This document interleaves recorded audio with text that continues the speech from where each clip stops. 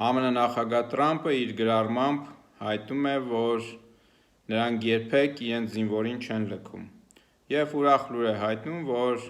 օրերս Իրանի կողմից խոցված ռազմական ինքնաթիռի երկրորդ օդաչուն, որ կորել էր Իրանի տարածքում,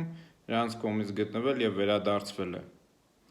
Այս է պետությունը, հայեր։ Պետության կան քիչ թվով ատրիբուտներ, խոսուն ատրիբուտներ, և դրանցից առաջին գծում կանգնած կարևոր ատրիբուտներից մեկն է, թե ինչպես է պետությունը, պետության ղեկավարը մասնավորապես տվյալ կառավարությունը վերաբերվում իր զինվորին։ Ցանկացած պետության ղեկավար, որ զորակոչ կանի, զինվորին կտանի մարտադաշտ և նրա հետևից չի գնա, այսինքն երբ զինվորը կկորի, կգերեվարվի, ապա այդ մարդիկ իրավունք չունեն ղեկավար լինելու, քանի որ իրենք օժտված չեն այդ հատկանիշներով պետություն ղեկավարելու, կամ էլ դիտավորյալ դեգրադացնում են և արժեզրկում են այդ պետությունը։ Որ զինվորը կգնա և կծառայի իր հայրենիքին, երբ նա տեսնում է, որ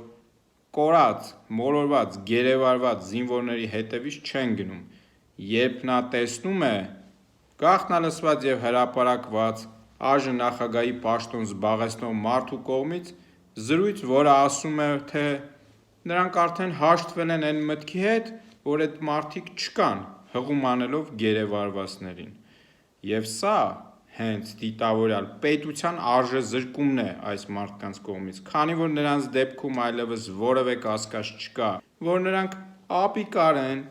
ունակ չեն, դժվար են հասկանում, անուղեղ են, ոչ, նրանք շատ լավ էլ հասկանում են և նրանք դիտավորյալ են արժեզրկում հայկական պետության դերը և նրանք դիտավորյալ են ամեն ինչ անում, որպեսզի հայը իրեն թույլ զգա, վախկոտ զգա, դավաճան զգա, զարթնացնելով բոլոր մարդկանց հատուկ վատ որակները և ճնշելով մարդկանց միջի, մեր ժողովրդի միջի լավ որակները։ Սա է մեր ներկա իշխանության իրական դեմքը, մեր իշխանության իրական դեմքը Ադրբեջանում գտնվող գերիներն են, մեր իշխանության իրական դեմքը այն կեղծն ու սուտն է, որ շարունակ կերակրում են ժողովրդին։ Այսօրով կներեք, որ այս զրույցը անում եմ, հայեր, ուղղակի չկարողացա ձեզ հետ չկիսվել այս իմ մտորումներով, քանի որ սիրտը շատ է նեղվում, երբ լսում ես, թե ուրիշ երկրների ղեկավարները ինչպես են վերաբերվում իրենց պետությանն ու զինվորին, իսկ մենք ինչի հետ գործ ունենք հիմա։ Լավ եղեք, շնորհավոր բոլորիդ Սուրբ Զատիկը։